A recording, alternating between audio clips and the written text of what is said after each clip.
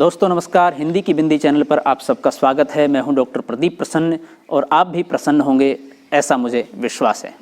तो आइए आज हिंदी व्याकरण, हिंदी भाषा, हिंदी साहित्य में कुछ नई बातें सीखते हैं।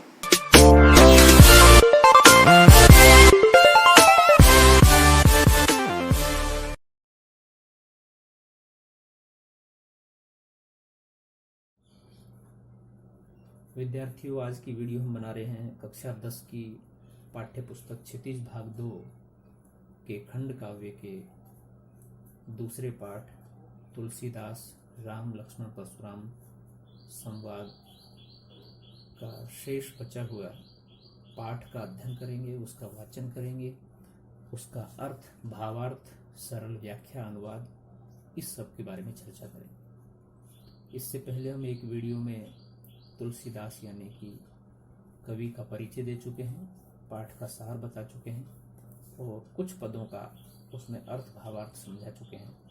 अब इस पाठ के जो शेष पद बच रहे हैं, जो चौपाइयाँ बच रही हैं, दोहे बच रहे हैं, उनका भावार्थ अर्थ हम इसमें स्पष्ट करेंगे।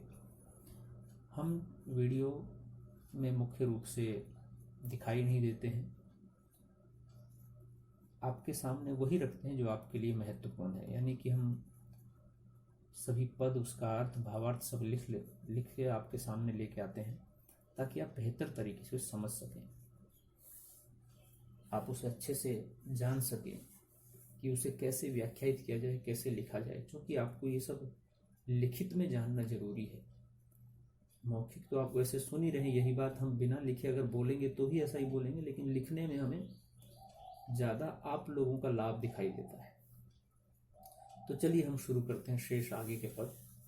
हम आपको बता दें कि रामचरितमानस में से लिया गया वो अंश है जब सीता स्वयंवर में जाकर के राम लक्ष्मण जाते हैं और राम शिव जी का धनुष तोड़ देते हैं। और ये बात जैसे ही शिव भक्त परशुराम को पता लगती है कि उनके गुरु शिव जी का धनुष किसी ने तोड़ दिया है, तो वो आते हैं और लक्ष्मण बार बार उनको उकसाता है, उनकी बातों को उपालंभ में, व्यंग में लेता है, मजाक में लेता है और परशुराम धीरे धीरे क्रोधित होते हुए जा रहे हैं।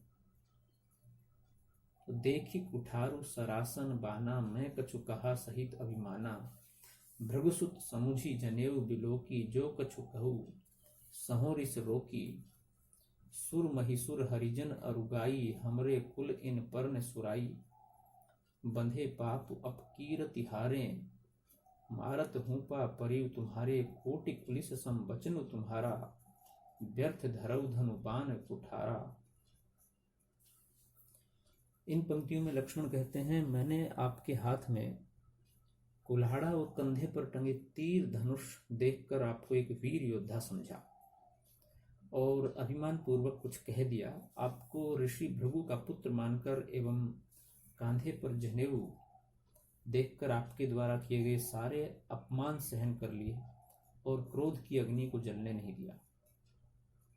अर्थात लक्ष्मण ये कहना चाह रहे हैं कि मैं अभी तक क्रोधित नहीं हुआ हूं। एक तरह से आपने जो कुछ कहा वो चुपचाप सुन लिया है, बस आपकी बात का मैं उत्तर जरूर दे रहा हूं, लेकिन क्रोध नहीं आया मुझे भी।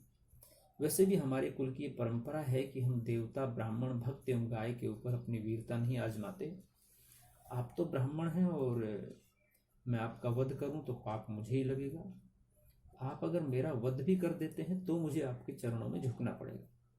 यही हमारे कुल की मर्यादा है। फिर आगे लक्ष्मण कहते हैं कि आपके वचन ही किसी वज्र की भांति कठोर हैं, तो फिर आपको इस कुल्हाड़े और धनुष की क्या आवश्यकता है।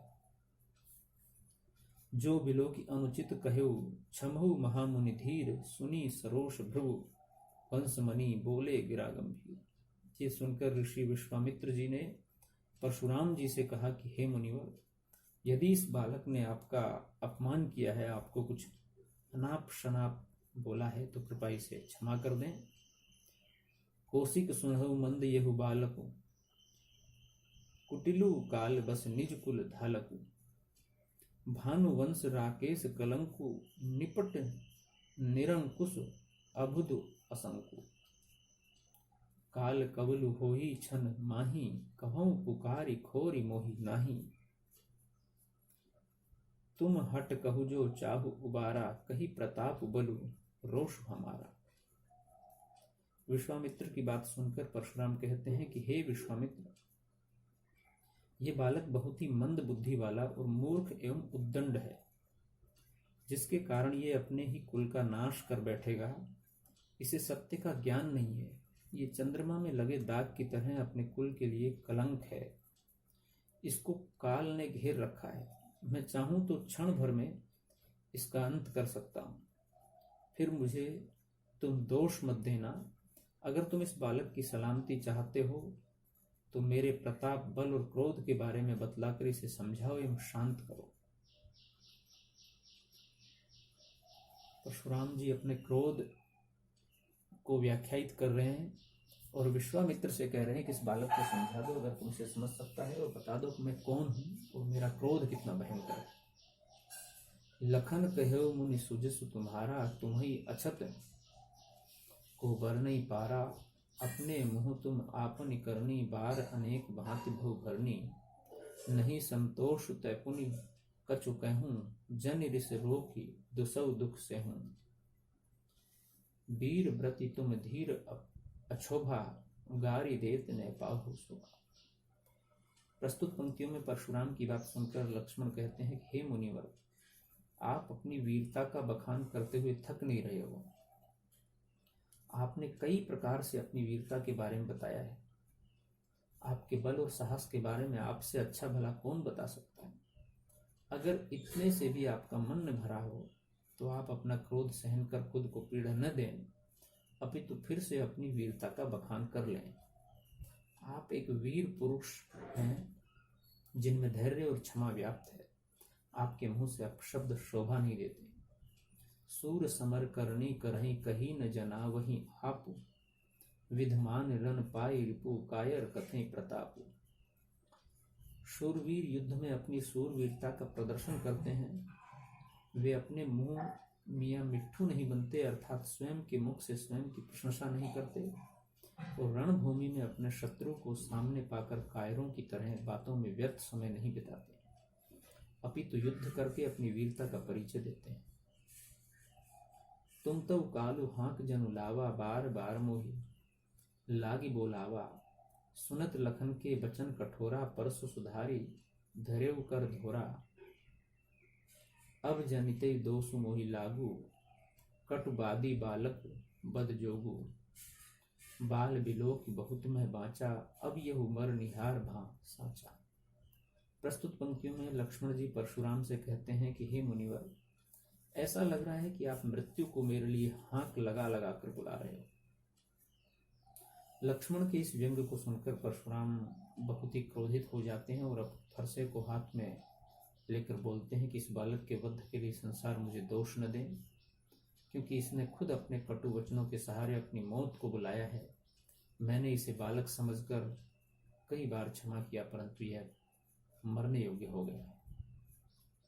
कौशिक कहा क्षमई अपराधु, बाल दोष गुनु गन्हेउ न साधु। खर कुठार में अकुरन को ही, आगे अपराधी गुरुद्रोही। उतर देत छोड़ू बिनु मारे, केवल कौशिक शील तुम्हारे। नैत यही काटी कुठार कठोरे, गुरही उरिन होते श्रम थोड़े। प्रस्तुत पंक्तियों में विश्वामित्र जी परशुराम से कहते हैं कि परशुराम जी, आप तो साधु हैं। साधु कभी बालकों के अपराध पर ज्यादा ध्यान नहीं देते हैं और उन्हें क्षमा कर देते हैं, इसलिए लक्ष्मण को भी क्षमा कर दें। यह सुनकर परशुराम जी विश्वामित्र से कहते हैं कि तुम जानते हो कि मैं कितना कठोर एवं निर्दयी हूं, मुझ में क्रोध कितना भरा हुआ है। मेरे सामने ये मेरे गुरु का अपमान किए जा रहा है और मेरे हाथों में फरसा होने के बावजूद मैं अभी तक इसका वध नहीं कर पा रहा हूं। अगर यह जीवित खड़ा है तो सिर्फ तुम्हारे प्रेम और सद्भाव के कारण, नहीं तो अभी तक मैं अपने फरसे से बिना किसी परिश्रम के इसे काट कर इसका वध कर देता और अपनी गुरु दक्षिणा चुका देता। गाधि सुनु कह हृदय हसी, मुनहु हरिये हरियरे सूझ। अयमय खांड ने उखमय अजहू ने पूज अबूझ। यह सुनकर विश्वामित्र जी मन ही मन हंसने लगते हैं और सोचते हैं कि परशुराम जी ने सभी क्षत्रियों को हराया है, तो वे राम लक्ष्मण को भी साधारण क्षत्रिय मानकर उन्हें आसानी से हराने के बारे में सोच रहे हैं, परंतु उन्हें इस बात का ज्ञान नहीं है कि उनके समक्ष कोई गन्ने के रस से बना गुड़ नहीं है, अपितु लोहे के फौलाद से बनी तेज तलवार है। अर्थात राम एवं लक्ष्मण को वे साधारण क्षत्रिय समझने की भूल कर रहे हैं, जबकि दोनों ही सूरवीर एवं पराक्रमी हैं। कहेउ लखन मुनि सील तुम्हारा, को नहीं जान विदित संसारा। माता पितहु ऋण भय नीके, गुरु ऋण रहा सोच बड़ जी के। सो जनु हम रेहि माथे काढ़ा, दिन चली गए ब्याज बाढ़ा। अब आनेउ व्यवहारिया बोली, तुरत देऊं मैं थैली खोली। लक्ष्मण परशुराम जी से कहते हैं कि हे मुनिवर, आपके शील स्वभाव से पूरा संसार भली भांति परिचित है। आप अपने माता पिता के कर्ज से तो पूरी तरह मुक्त हो चुके हैं, परंतु अभी तक आपके ऊपर गुरु ऋण बाकी बचा हुआ है, जिसे आप जल्द से जल्द उतारना चाहते हैं, और इसी कारण आप मेरा वध करने पर तुले हुए हैं। ये ठीक भी है, क्योंकि बहुत दिन हो चुके हैं। अब तक तो आपके ऊपर गुरु ऋण का बहुत ब्याज चढ़ चुका होगा, तो फिर देर करने की आवश्यकता नहीं है। किसी हिसाब किताब करने वाले को बुला लीजिए। मैं देर किए बिना अपनी थैली खोलकर सारी धनराशि चुका दूंगा। यानी कि लक्ष्मण परशुराम को और अधिक चिढ़ा रहे हैं, उस पर व्यंग कर रहे हैं, उन्हें क्रोधित कर रहे हैं। सुनि कटु वचन कुठार सुधारा, हाय हाय सब सभा पुकारा। भृगुबर परसु देखा बहु मोही, विप्र विचारई बचऊ नृप द्रोही। मिले न कभो सुभट रण गाढ़े, द्विज देवता धरई के बाढ़े। अनुचित कहे सबु लोग पुकारे, रघुपति सै नहीं लखनु नेवारे। लक्ष्मण के ये कठोर वचन सुनकर परशुराम अपने क्रोध की आग में जलने लगते हैं और अपने फरसे को पकड़कर आक्रमण की मुद्रा में आते हैं, जिसे देखकर दरबार में उपस्थित सारे लोग हाय हाय करने लगते हैं। यह देखकर लक्ष्मण परशुराम से कहते हैं कि आप मुझे अपना फरसा दिखाकर भयभीत करना चाहते हैं, और मैं यहाँ आपको ब्राह्मण समझकर आपसे युद्ध नहीं करना चाहता। ऐसा प्रतीत होता है मानो आपका अभी तक युद्ध भूमि में किसी पराक्रमी से पाला नहीं पड़ा, इसलिए आप अपने आप को बहुत शूरवीर समझ रहे हैं। ये बात सुनकर दरबार में उपस्थित सारे लोग अनुचित अनुचित कहकर पुकारने लगते हैं, और श्री राम अपनी आंखों के इशारे से लक्ष्मण जी को चुप होने का इशारा करते हैं। यानी कि लक्ष्मण और अधिक उत्तेजित करते हैं, परशुराम जी को उकसाते हैं। लखन उतर आहुति सरिस भृगुबर, कोप कृषानु बढ़त देख जल सम वचन बोले रघुकुल भानु। इस प्रकार लक्ष्मण द्वारा कहा गया प्रत्येक वचन आग में घी की आहुति के समान था, और परशुराम जी को अत्यंत क्रोधित होते देखकर श्री राम ने अपने शीतल वचनों से उनकी क्रोधाग्नि को शांत किया। तो विद्यार्थियों, ये थी आज की वीडियो। आपको कैसी लगी हमें जरूर बताएं। अच्छी लगी तो लाइक कीजिए, शेयर कीजिए, कमेंट्स कीजिए, और चैनल को सब्सक्राइब करना न भूलें। आपके मन में कोई सवाल है, कोई जिज्ञासा है, कोई प्रश्न है, तो आप कमेंट्स के माध्यम से पूछिए, हम उसका समाधान करने की कोशिश करेंगे। नेक्स्ट वीडियो में नेक्स्ट टॉपिक के साथ फिर मिलते हैं। तब तक के लिए शुक्रिया, नमस्कार।